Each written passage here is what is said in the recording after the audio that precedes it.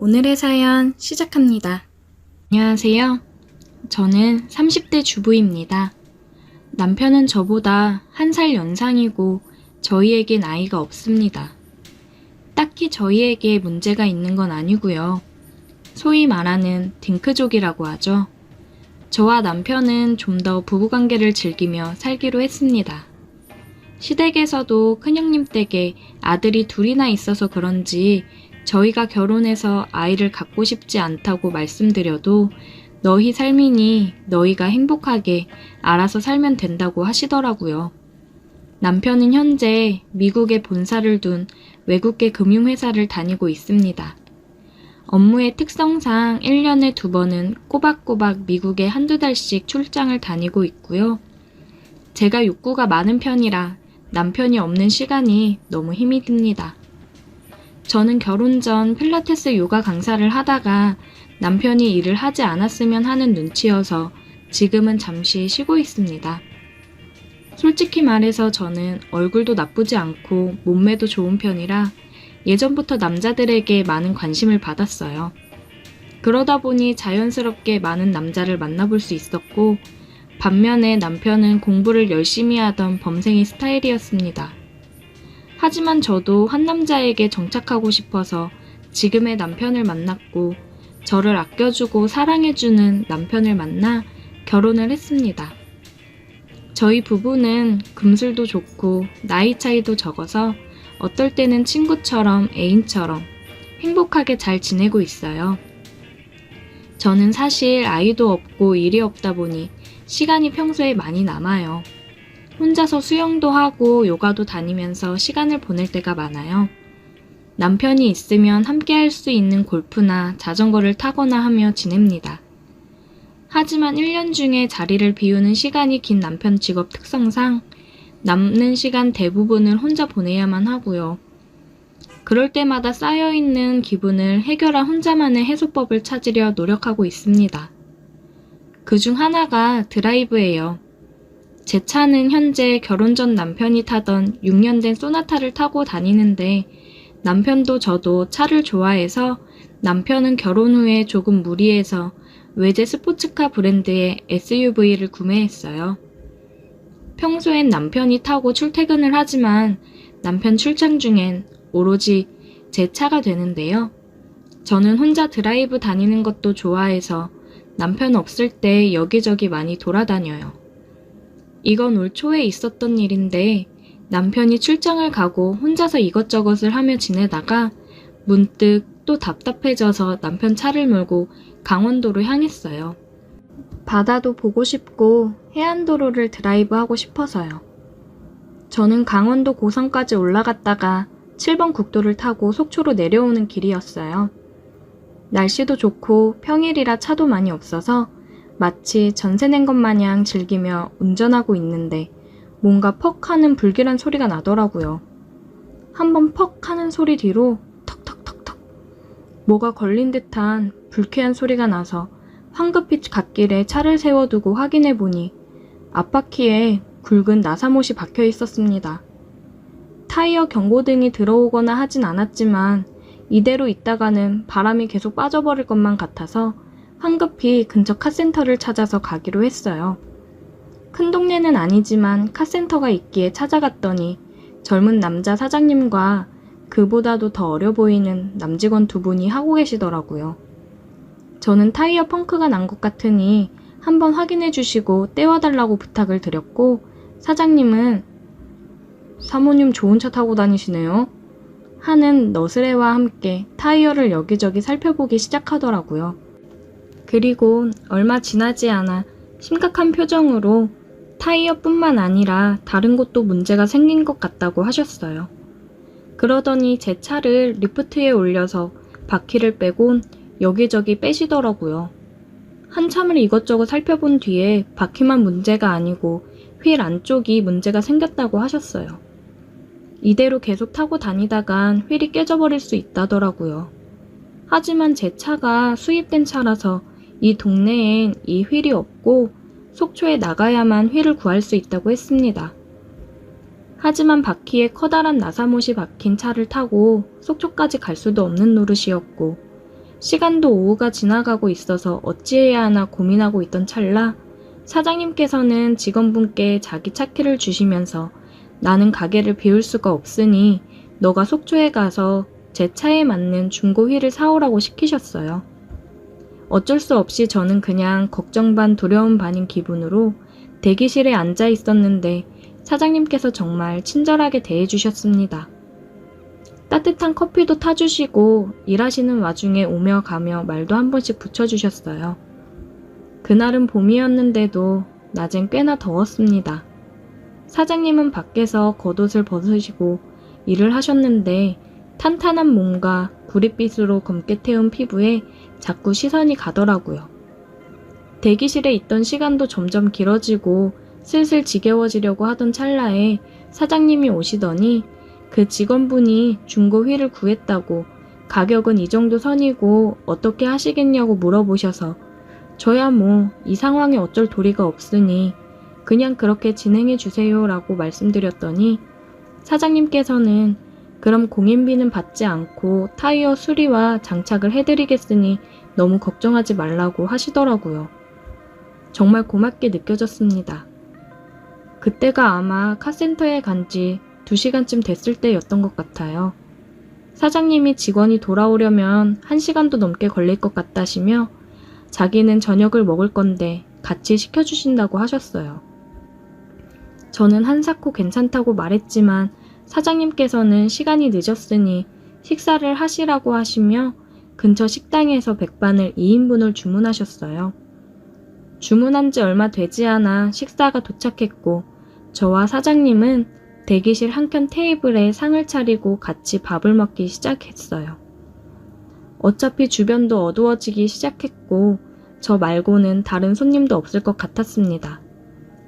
뭔가 어색했는지 사장님께서 계속 말을 건네주셨고 이런저런 이야기를 하던 중에 사장님이 나이가 저보다 1살 어린 걸 알게 되었고 어린 나이에 기술을 배워 일찍 카센터를 열게 되었다는 이야기까지 듣게 되었습니다.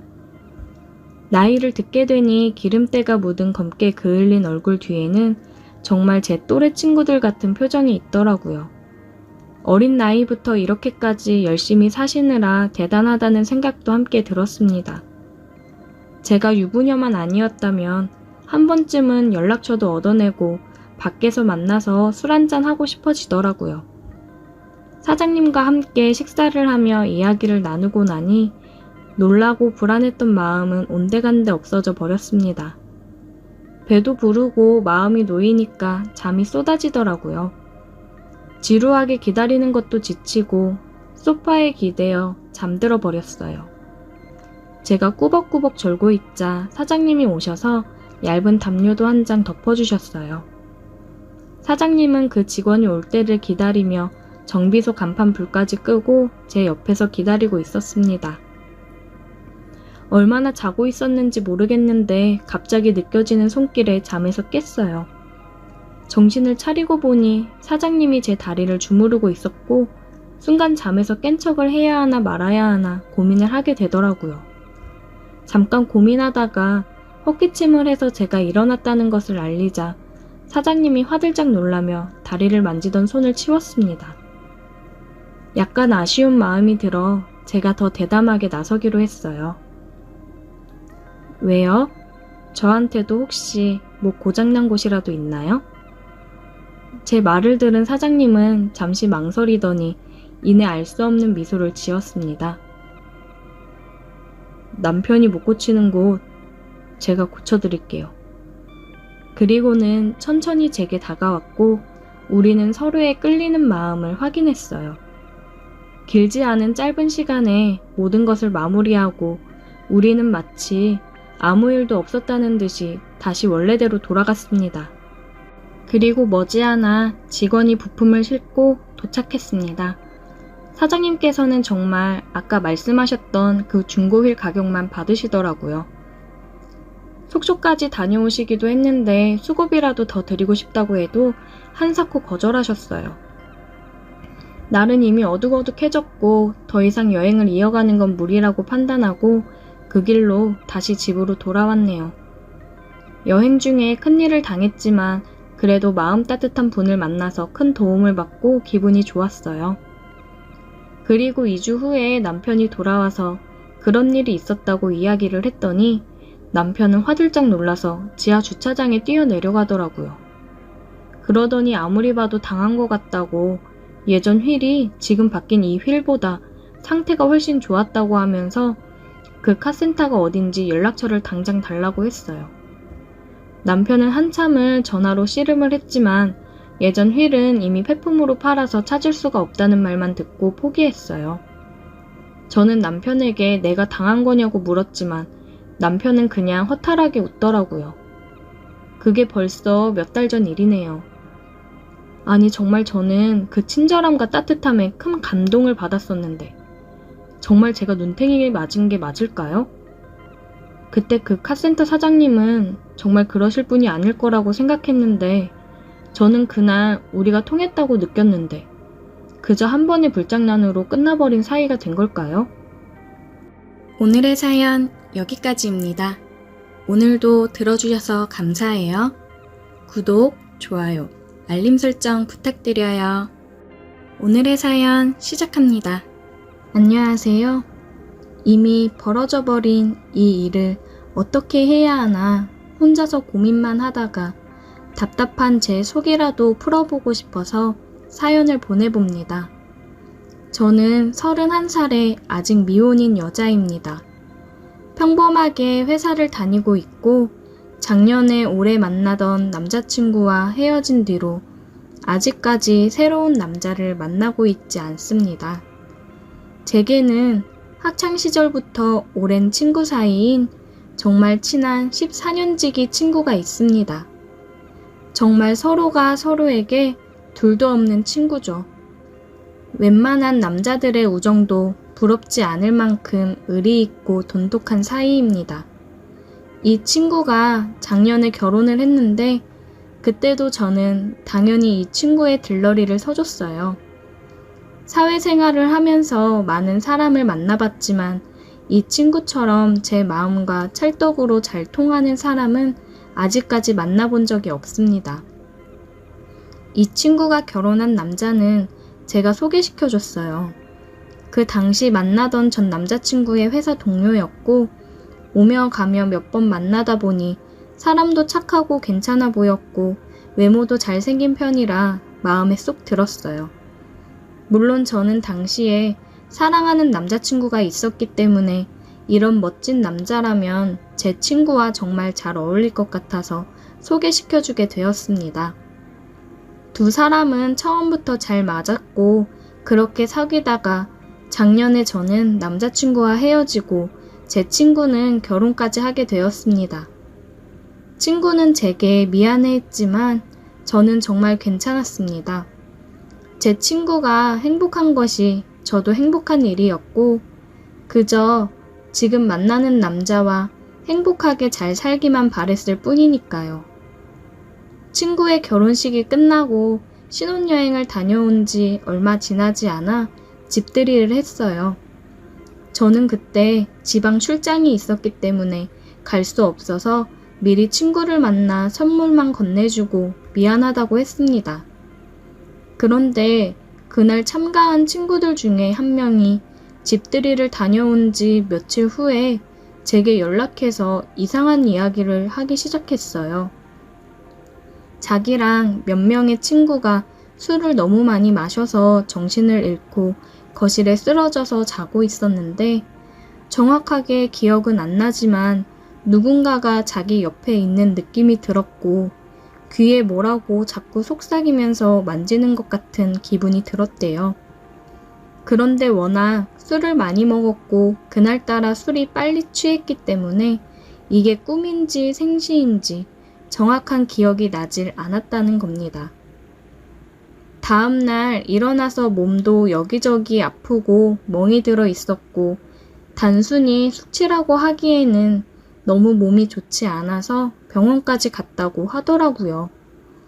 병원에서는 제 친구의 멍을 보면서 누구한테 맞은 건지 아니면 꽉 붙잡히기라도 한 거냐면서 이상한 눈초리로 보더랍니다.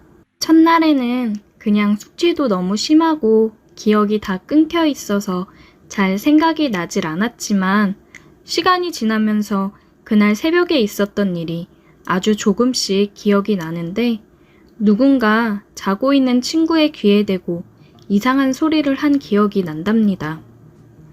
저는 그 당시에 친구의 이야기를 들으면서 너무 술을 많이 먹어서 이상한 소리를 한다고만 생각했습니다. 상식적으로 누가 자고 있는 사람 귀에다 대고 그런 이야기를 하겠어요. 몸이 아픈 것도 자기가 술 먹고 거실 바닥에서 자면서 움직이다가 테이블이나 벽에 부딪혀서 생긴 거라고 생각했습니다. 워낙 예전부터 술에 취하면 주사를 한 번씩 부리는 친구였기 때문에 그녀의 이야기를 듣고도 별로 심각하게 생각하진 않았습니다.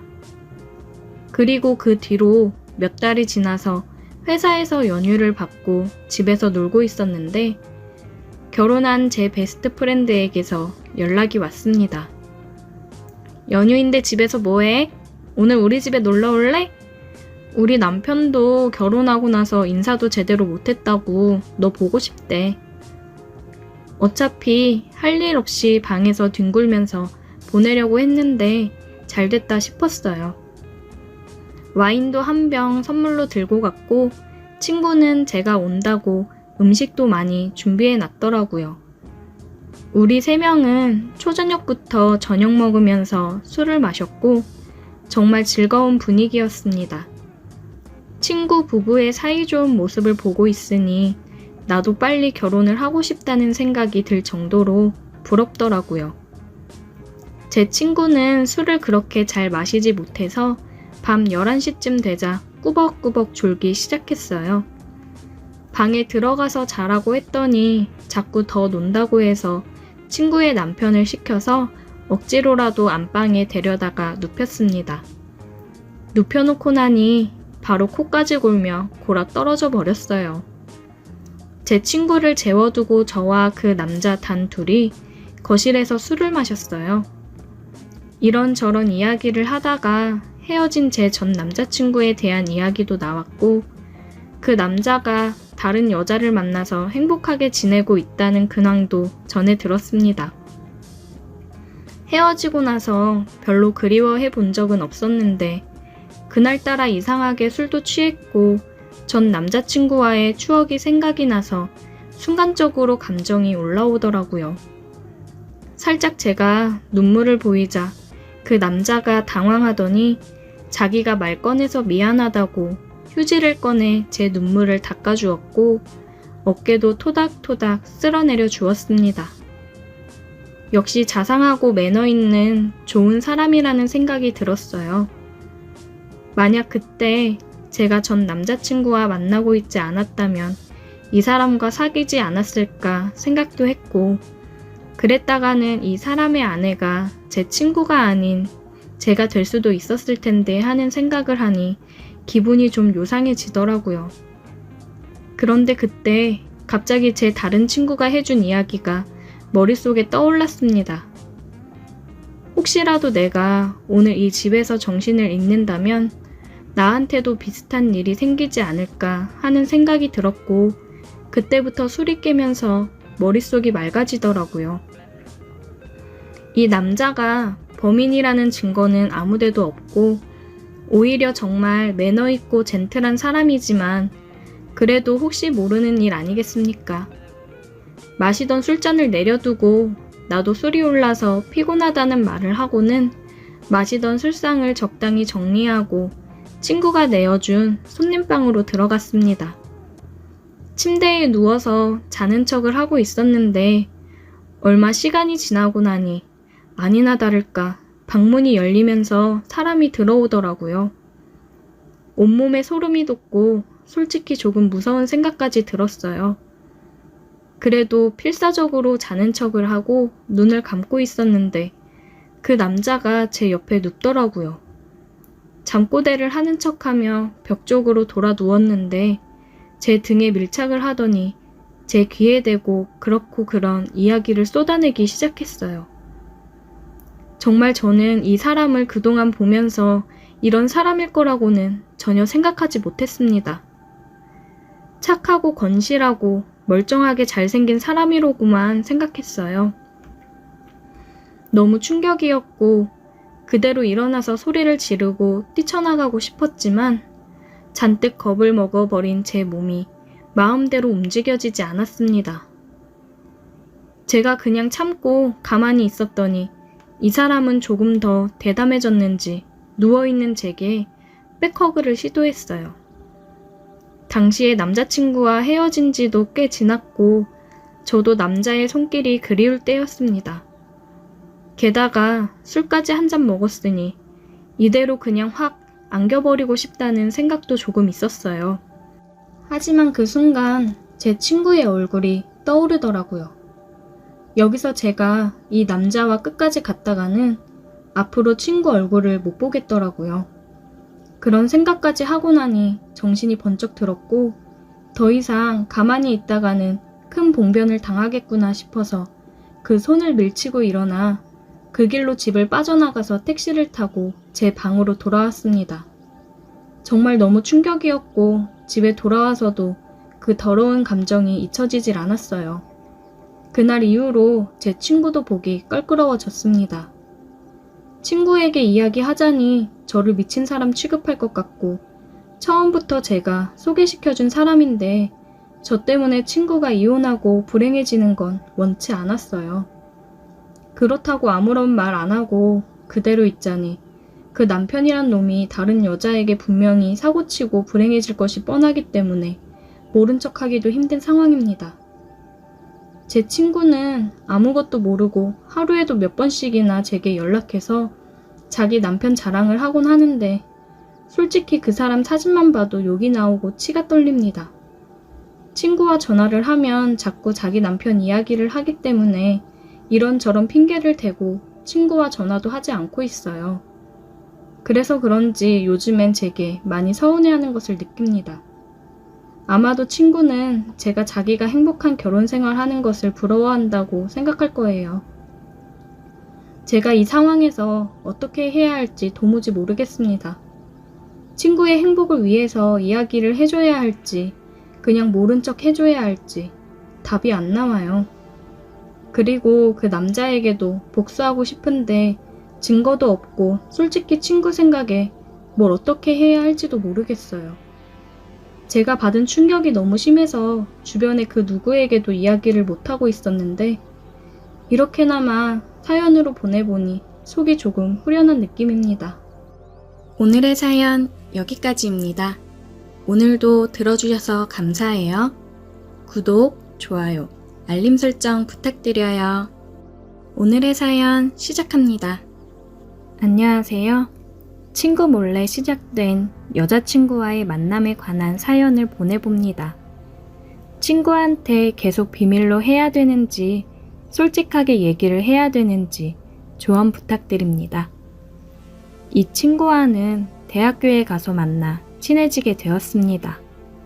서로 말도 잘 통하고 생각하는 가치관이나 취미 같은 게 비슷해서 금방 친해질 수 있었어요.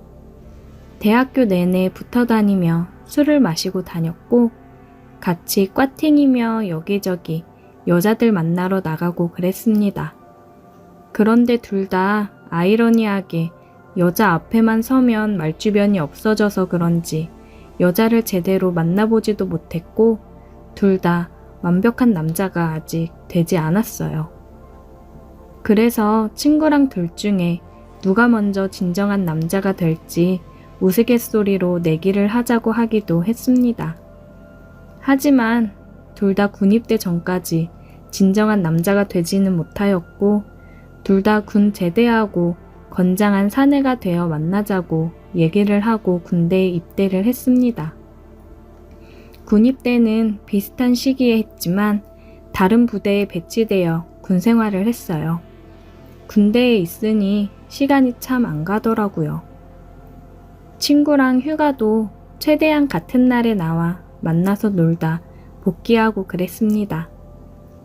군 제대를 하고 둘이서 만나 코가 비뚤어지게 술을 마시고 서로 군 생활하느라 너무 고생했다고 다독여 주었습니다. 둘이 같이 학교 복학을 했고 역시나 우리는 붙어 다니며 대학 생활을 했어요. 군대 제대하고 얼마 안 돼서 그런지 가까이 오는 여자들이 없어 우리 둘은 또 둘이서 신나게 술을 마시러 다니고는 했습니다. 그러다가 팀 과제가 있어 친구놈이랑 같이 친구 집에서 하기로 했어요. 친구 어머님이 계셨지만 곧 나가신다고 하셔서 친구네 집에서 모였습니다. 같은 팀 사람 2명은 각자 사정이 있어서 못 온다고 자료 준비는 다 해서 보내겠다고 했고 우리 둘이 편하게 과제하고 치맥이나 먹자고 얘기를 했습니다. 한참 집에서 과제를 하고 있는데 문소리가 들리더라고요. 그래서 친구 어머님이 나가시나 싶었습니다. 그런데 웬 여자가 우는 목소리가 들리더라고요. 뭐야? 누구 왔어? 아, 누나 같은데. 잠깐만 기다려봐. 친구한테 나이 차이 많이 나는 누나가 있다고는 들었는데 한 번도 본 적이 없었어요. 독립해서 따로 산 지 오래됐고 집에 잘 안 온다고 들었거든요. 저는 우는 목소리에 괜히 긴장돼서 조용히 귀를 기울이고 있었습니다. 얘기를 가만히 들어보니 친구 누나는 결혼을 전제로 동거를 하고 있었는데 그 남자가 처음엔 안 그러다가 집 청소도 하나도 안 하고 술만 먹으면 그렇게 손을 올리고 물건을 던지고 그런다고 하더라고요. 오늘은 쉬는 날인데 또 낮부터 친구들 만나 술을 먹고 저녁쯤 들어와서 또 그러길래 참다 이건 아닌 것 같아서 그냥 뛰쳐나왔다고 하는 것 같았습니다. 친구 어머님은 나가시려다가 갑작스레 들이닥친 딸의 눈물과 상황을 듣고는 한숨을 쉬시며 속상해 하셨어요. 그만 울어. 그런 못난 놈인 거 알았으면 된 거야. 결혼하기 전에 알게 된 게 얼마나 다행이야. 정신 차려. 진짜 사람이 어떻게 이렇게 변할 수가 있지? 야, 변한 게 아니라 원래 그런 사람이었던 거야. 엄마 말처럼 지금이라도 안 게 어디야. 괜히 혼인신고하고 법적으로 복잡해지지도 않고 조상님이 도와준 거라 생각해. 친구가 방으로 들어왔고 오늘은 그냥 가봐야겠다고 얘기를 했습니다. 그래, 나 오늘은 그냥 가볼게. 과제는 내일 다시 얘기하자. 저는 짐을 챙겨서 집에 가기 위해 방에서 나왔고 방에 들어갔을 거라고 생각한 친구 누나가 소파에 앉아 있더라고요. 굉장히 예뻐서 당황스러웠고 인사를 해야 되나 그냥 가야 되나 난감한 상황에 또 한 번 당황스러웠습니다. 안녕하세요. 안녕히 계세요. 바보같이 인사를 하고는 집을 나왔습니다. 친구 누나는 저를 보더니 그게 웃겼는지 살짝 실수를 터뜨린 것 같았어요. 제가 생각해도 굉장히 바보 같았습니다. 그나저나 친구한테 그렇게 이쁜 누나가 있을 거라고 생각을 못했는데 굉장한 미인이었어요. 또렷한 이목구비에 가녀린 몸매에 유전자가 누나한테 다 몰빵되었구나 싶었습니다. 완전 제 이상형이어서 자꾸만 생각이 나더라고요. 그리고 친구랑 과제는 저희 집에서 했습니다. 친구 말로는 누나가 그 사람이랑 끝내고 나와서 당분간 집에서 지낸다고 하더라고요. 그래서 당분간은 과제라든지 축구 보거나 할 때 저희 집에서 봐야 된다고 했어요. 과제를 하면서 2주 정도 시간이 흘렀고 과제 발표도 무사히 마치고 저는 다른 친구의 부탁으로 알바 대타를 해주고 집에 들어가는 길이었어요. 집 근처 편의점 파라솔에 친구 누나가 앉아서 술을 마시고 있더라고요. 저는 곁눈질로 쳐다보며 지나가려고 했는데 그때 누나가 저를 불러 세웠습니다. 잠깐 스탑! 너 준혁이 친구지? 일로 와봐. 안녕하세요. 준혁이 친구